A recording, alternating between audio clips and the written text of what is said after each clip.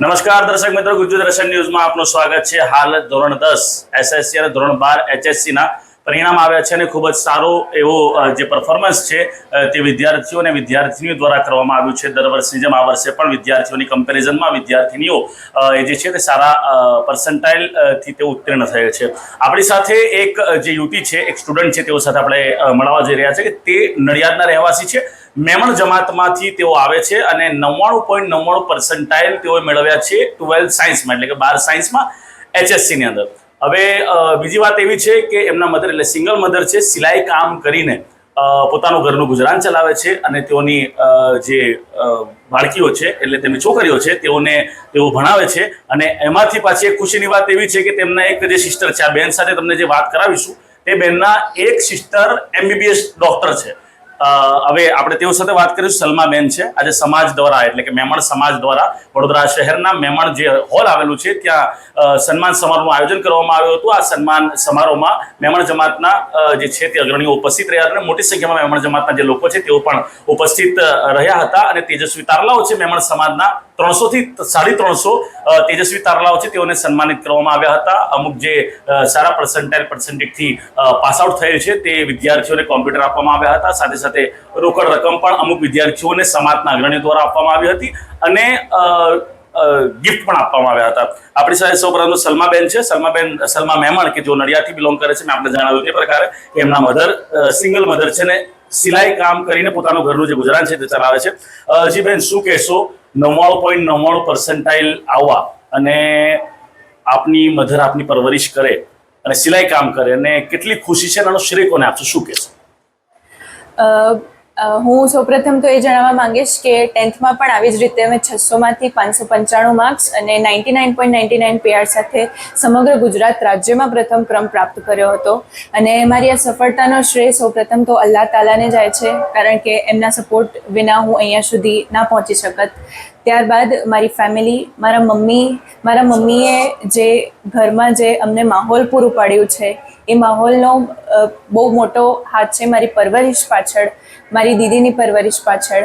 નડિયાદ મેમણ જમાત, મુસ્લિમ સમાજ બધાએ મને જ્યાં બી, મારી સ્કૂલના ટીચર્સ, જ્યાં બી મને જરૂર પડી, જે સપોર્ટની જરૂર હતી એ બધાએ એ મને પૂરો પાડ્યો છે। અને હું જો આજે અહીંયા છું તો હું એકલી બિલકુલ આનો ક્રેડિટ નહીં લઉં। ઇનફેક્ટ આનો શ્રેય તમામ લોકોને જાય છે। હા, જે આનો શ્રેય ઘણા બધા લોકોને જાય છે। અચ્છા, આજે સમાજ દ્વારા સન્માન સમારોહ રાખવામાં આવ્યો હતો વડોદરાની અંદર, અને શું કહેશો સમાજ તમને કઈ રીતે હેલ્પફુલ થાય છે અને આજે તમને સન્માનિત કરવામાં આવે છે, શું તમને પ્રોત્સાહન મળે? સમાજ તરફથી સૌપ્રથમ બહુ મોટી વસ્તુ એ છે કે મને પ્રોત્સાહન મળે છે। જ્યારે બી કોઈ સારું રિઝલ્ટ આવે કે કોઈ બી સિદ્ધિ, મને નહીં મતલબ કોઈ બી સ્ટુડન્ટને કોઈ બી સ્પોર્ટ્સમાં પણ સિદ્ધિ હાંસલ થાય કે સારું રિઝલ્ટ આવે, અમારી મેમણ જે સમાજ છે એ સમાજવાળા અને મુસ્લિમ સમાજવાળા અમને પ્રોત્સાહિત કરતા હોય છે આગળ વધવા માટે। એ જ એમની બહુ મહત્વપૂર્ણ ભૂમિકા છે। આજે પણ મને અહીંયાથી ઘણા બધા ગિફ્ટ્સ આપવામાં આવ્યા છે અને સ્કોલરશિપ પણ આપવામાં આવી છે શરીફભાઈ, મોહતરમ જનાબ શરીફભાઈ દ્વારા। તો એ બધાનો હું ખૂબ ખૂબ આભાર માનું છું। આ હતા સલમા મેમણ કે મેં આપને પહેલાં પણ એમનું ઇન્ટ્રો કરાવી દીધું છે કે તેમના જે માતા છે સિંગલ મધર છે અને તેઓની માતા સિલાઈ કામ કરે છે। ખૂબ જ સામાન્ય પરિવારમાંથી તેઓ આવે છે અને 99.99% આપણે એક ક્વેશ્ચન કરી લઈએ કે હવે તેમનું આગળનું લક્ષ્ય શું છે? આગળ હવે 99.99% તો આવી ગયા, હવે 12 સાયન્સ પછી આગળ શું? હમણાં જે રીનીટ આવવાનું છે તો રીનીટની એક્ઝામ આપવાની છે અને ત્યારબાદ MBBS કરી, સ્પેશિયલાઇઝેશન કરી, એક સારા ડૉક્ટર બની દેશને અને સમાજને મદદરૂપ થવાની ઈચ્છા છે। અચ્છા, એટલે એમના બેન જે પ્રકારે MBBS છે એટલે તે પણ MBBS ડૉક્ટર જ બનશે અને સમાજની સાથે સાથે જે લોકો છે તેઓને ખૂબ જ મદદરૂપ બનશે તેઓનું કહેવું છે। અમે તમામ જે સ્ટુડન્ટ્સ છે સારા પર્સન્ટાઇલથી તેઓ પાસ થયા છે, તમામ સ્ટુડન્ટ્સને ફરી એકવાર ઉજ્જવળ ભવિષ્ય માટે ખૂબ ખૂબ શુભકામનાઓ પાઠવીએ છીએ। આવો આપણે સાંભળીએ કે હવે મેમણ જમાતના જે અગ્રણીઓ છે તેઓ દ્વારા જે આ કાર્યક્રમનું આયોજન કરવામાં આવ્યું છે, જે આપણે વિઝ્યુઅલ જોયા તે કાર્યક્રમનું આયોજન કરવામાં આવ્યું છે, તેઓએ પ્રતિક્રિયા આપતા શું જણાવ્યું? કેમેરામેન તોફિક મેમણ સાથે હું આદિલ પટેલ, ગુજ્જુ દર્શન, વડોદરા। પહેલા તો હું બરોડા મેમણ જમાત, અમરેલી મેમણ જમાત ને મોરબી ટકારા મેમણ જમાતને મુબારકબાદ આપું છું। ત્રણેય જમાત મળીને આટલું ભવ્ય કાર્યક્રમ કર્યું છે અને જે સ્ટુડન્ટ જે મેરિટમાં આવ્યા છે એ લોકોને ઇનામ જે મળવાનું છે ચાહે દીકરી હોય કે દીકરા હો, એ લોકોને બધાને મુબારકબાદ આપું છું. એના વાલીઓને મુબારકબાદ આપ્યું છું કે તમારા બચ્ચાઓને કાબિલ બનાવ્યા. આજે ભણતર બહુ જરૂરી છે. આપણે એજ્યુકેશનમાં આપણો સમાજ જે છે બહુ પાછળ હતું, હમણાં બહુ આગળ વધી રહ્યું છે આપણું સમાજ, અને આગળ વધવાની પ્રોત્સાહિત કરવાનું આ બહુ સરસ મોકો છે. અમારી જમાત સમાજને, આપણા સ્ટુડન્ટને પ્રોત્સાહિત કરવું જોઈએ આવા બધા પ્રોગ્રામ કરીને. હું એ લોકોને મુબારકબાદ આપું છું. અને એક વસ્તુ કહીશ કે છોકરા કરતાં છોકરીઓ આપણી સમાજની બહુ આગળ વધી રહી છે, બહુ ઊંચામાં ઊંચું ભણતર કરી રહી છે. છોકરાને બી આવી જ રીતે ઊંચામાં ઊંચું ભણતર કરવું જોઈએ, આગળ વધવું જોઈએ. બહુ ચાન્સ છે. હિન્દુસ્તાન બહુ તરક્કી કરી રહ્યું છે, આગળ વધી રહ્યું છે. સારા એજ્યુકેટેડની બહુ જરૂર છે. ફોરેનમાં બી બહુ જરૂર છે. ઇન્ડિયન બધા ફોરેનમાં જઈને બહુ સારી નામના મેળવી છે. છોકરા છોકરીઓ આગળ વધે અને ખૂબ તરક્કી કરે એ મારું મેસેજ છે.